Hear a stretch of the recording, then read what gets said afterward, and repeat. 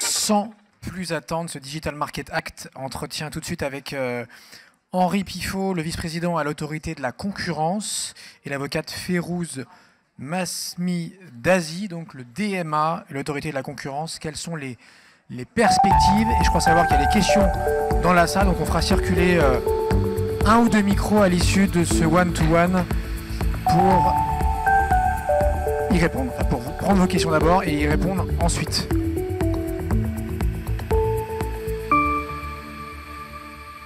Que se passe-t-il? Je veux bien faire le one-to-one tout seul, mais ça risque d'être un peu ennuyeux. Henri Pifot, donc vice-président à l'autorité de la concurrence, et l'avocate Férouz Masmi Dazi sont attendus sur scène. Je vous en prie.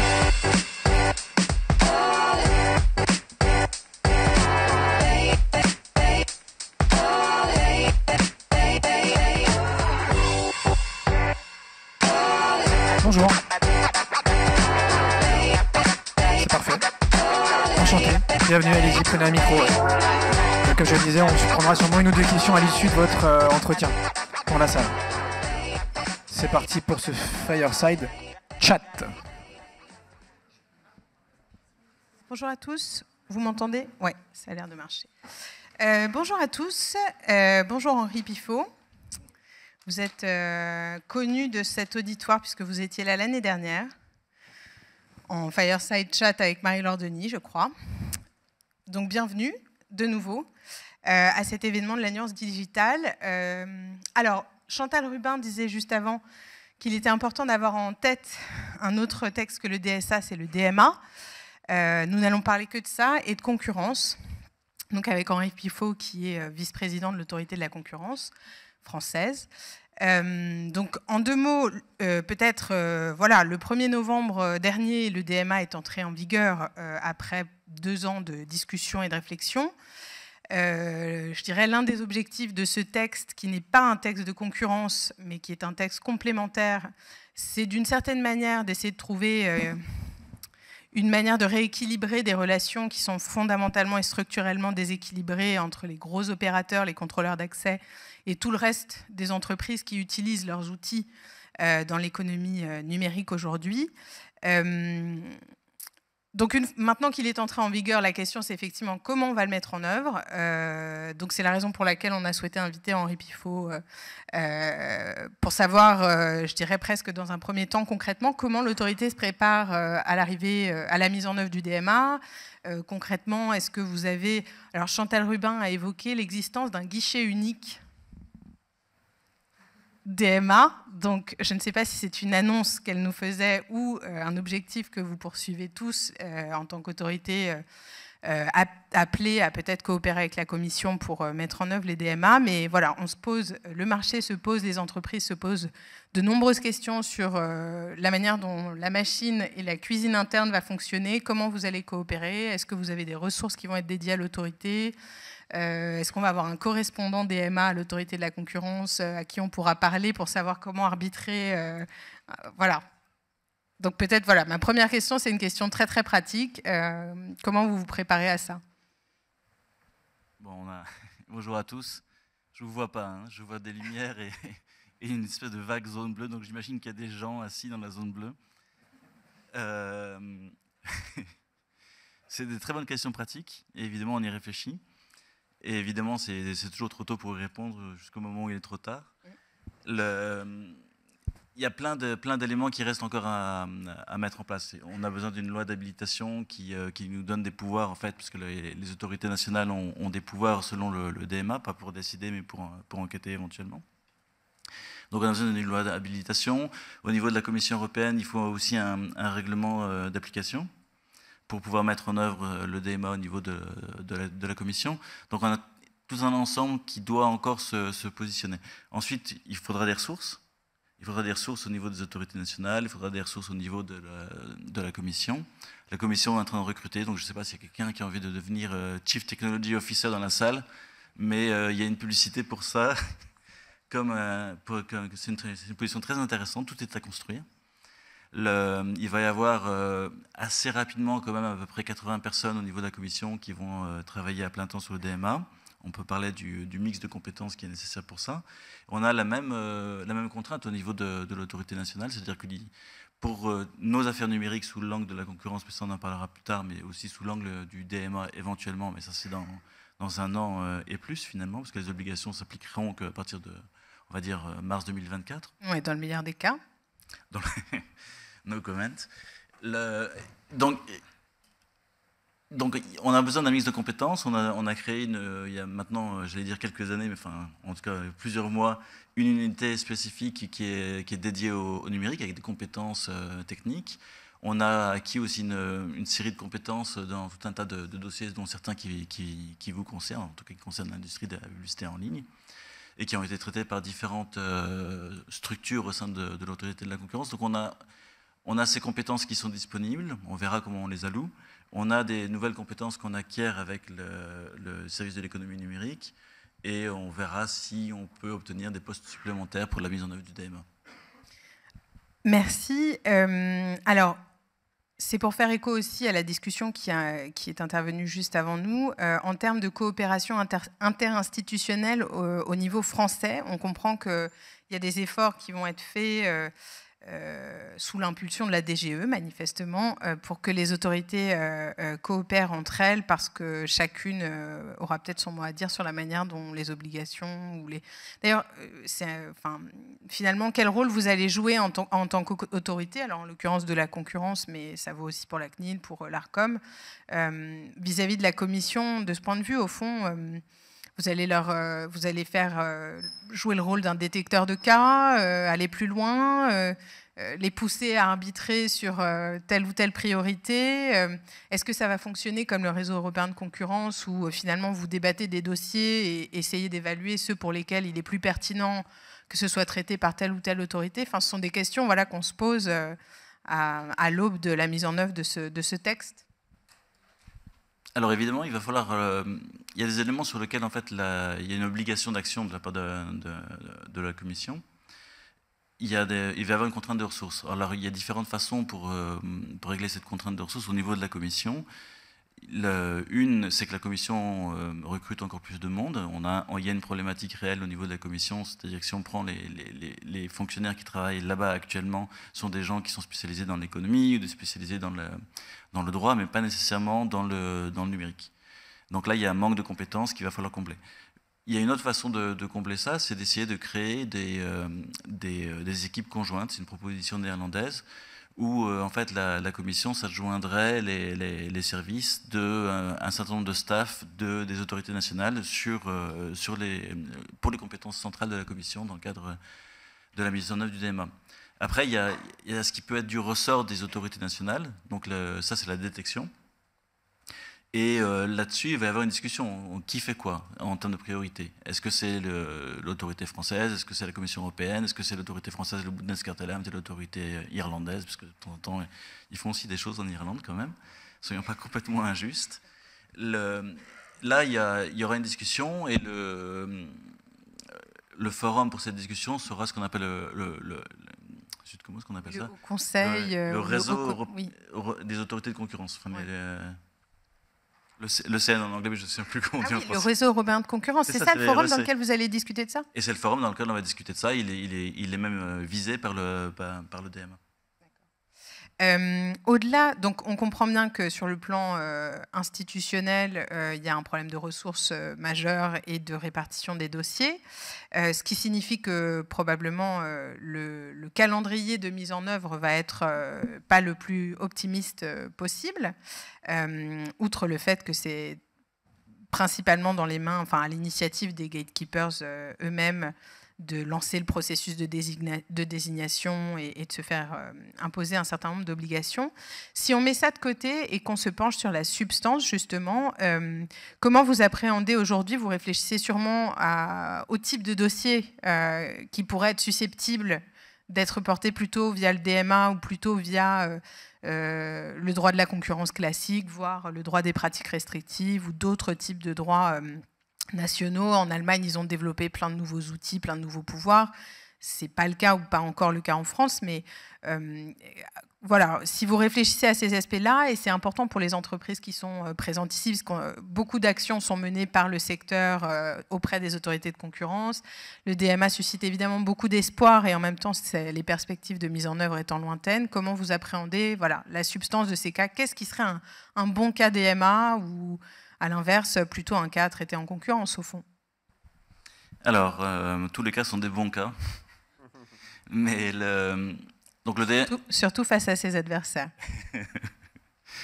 Le DMA, il va être vraiment en application dans quelques temps. Hein. Donc d'ici là, les cas ou les affaires qui devraient être appréhendées devront être appréhendées sous le droit existant, donc le droit de la concurrence, pratique restrictive, que sais-je. Maintenant, une fois que le DMA est vraiment d'application dans tous ses volets, on a des cas qui sont d'évidence, des cas qui sont captés par le DMA parce qu'en fait, ils concernent une plateforme qui est un gatekeeper, des core services, des services, je ne sais pas comment on dit. D'intermédiation numérique. Les core services. Ouais, essentiels. Voilà, essentiels, on va dire. Et des pratiques qui sont couvertes par les articles 5, 6 et autres du DMA. Alors là, on a vraiment tout un instrument, une panoplie d'instruments qui sont efficaces et qui peuvent être actionnés immédiatement.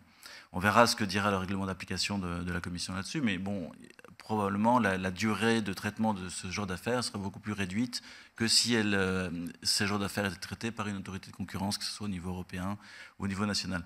Les choses deviennent plus compliquées, ou peut-être plus simple, on va dire, quand on a une pratique qui n'est pas listée dans le DMA. Dans ce cas-là, si, quelle que soit la teneur de la plateforme, qu'elle soit gatekeeper ou pas, que ce soit des core services ou pas, le seul interlocuteur possible, c'est une autorité de concurrence, que ce soit au niveau européen ou au niveau national. Après, la question se pose, laquelle est la mieux située pour le faire? Ça dépend un peu de la zone géographique où il y a un impact, ça dépend aussi des instruments juridiques qui sont à sa disposition. Donc, par exemple, en France, on a des seuils pour des mesures conservatoires qui sont moins exigeants, en tout cas notre interprétation est comme ça, qui sont moins exigeants qu'au niveau européen.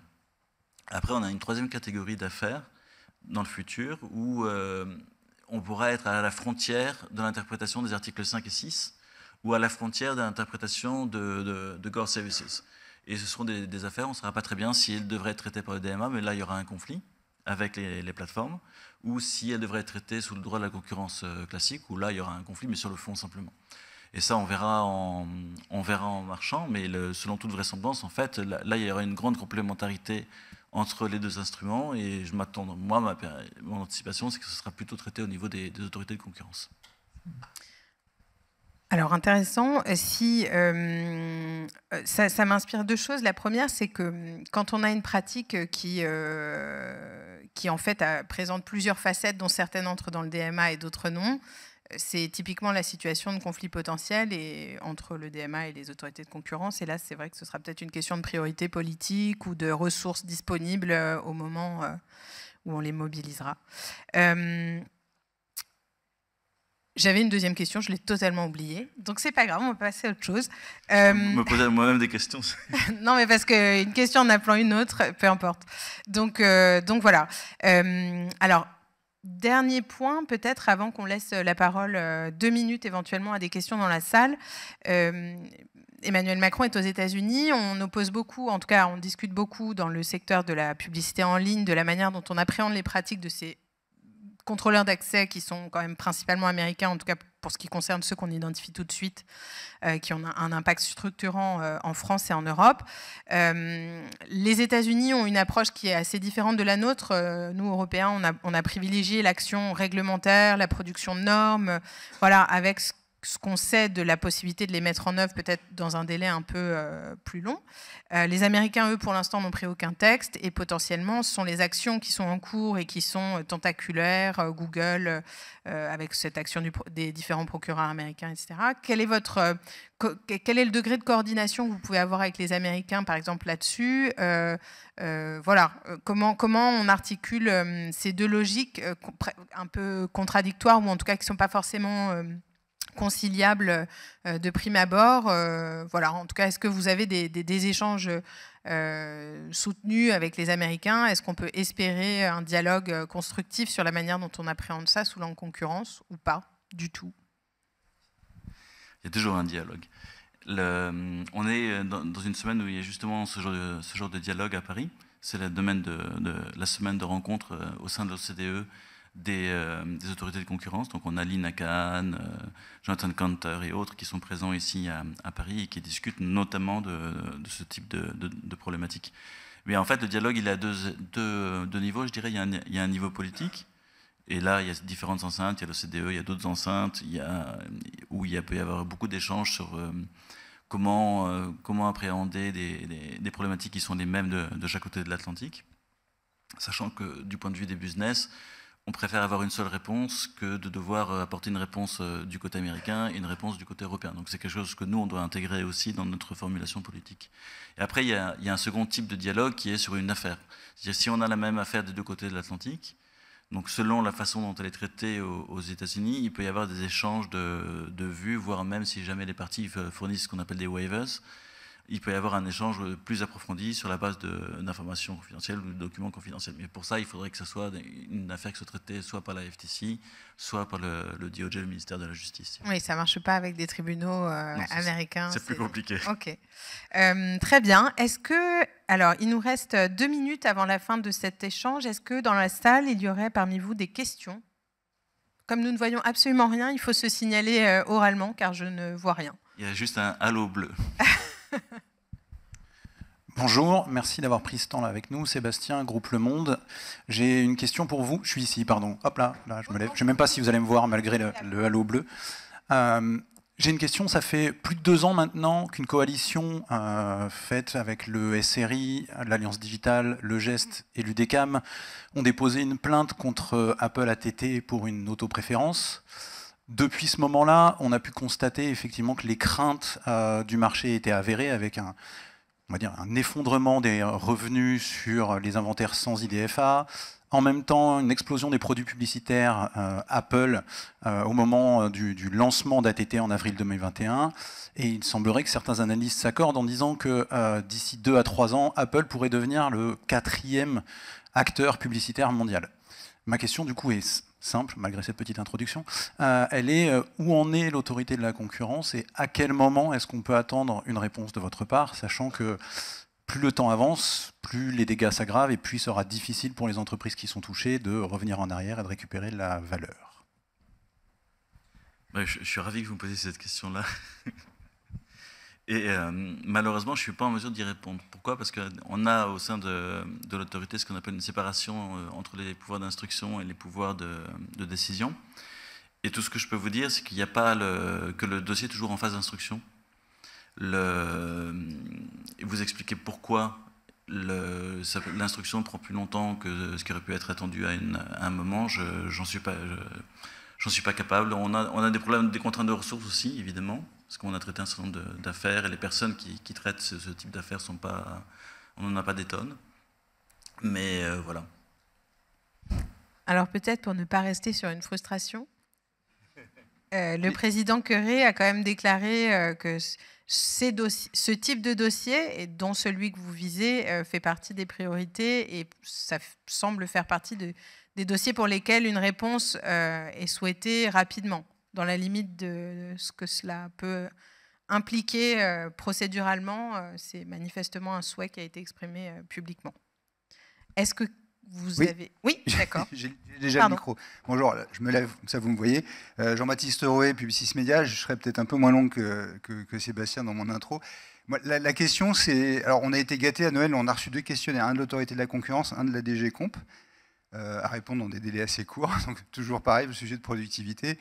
Non, mais pour être sérieux, ma question, c'est, on a déjà travaillé ensemble, enfin, l'autorité de la concurrence a déjà enquêté sur des pratiques de Google anti-concurrence. La question, c'est quel est le degré, quel est le niveau de collaboration entre l'autorité de la concurrence française et la DG Comp, notamment dans cette enquête précise sur les pratiques anticoncurrentielles de Google, alors notamment sur l'aspect annonceur, agence média, et quel est... Puisqu'on sent que le délai est assez court, on a demandé des délais de réponse, on ne les a pas eus. Donc on sent que la DG Comp est assez pressée. Mais est-ce qu'on a une visibilité à ce stade sur la date de décision? Est-ce qu'en 2023 pourrait être l'issue? Parce qu'on parlait justement des délais de procédure. Est-ce qu'on pourrait avoir vous pensez une conclusion assez rapide sur ces sujets. Et on a tous la même urgence, évidemment, d'avoir des décisions qui soient prises. Merci. Tout d'abord, joyeux Noël. Merci. Sur le délai, même réponse que tout à l'heure, malheureusement, je ne peux pas vous répondre. Sur les instruments de coopération, on coopère, et je ne peux pas vous répondre sur ce cas précis-là, mais on coopère de façon intensive avec la Commission européenne. On a un mécanisme dans le cadre du réseau des autorités nationales. Européen de concurrence. Le REC, voilà, j'arrive pas avec les acronymes. Quand on entame une enquête, on a un devoir d'information, voire même de débat en fait, au sein de ce réseau, et notamment avec entre l'autorité et la DG Concurrence, la Commission européenne. Et ce dialogue doit se poursuivre à différents stades de la vie d'une affaire.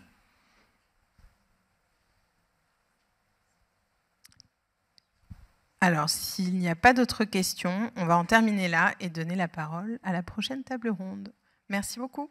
Merci.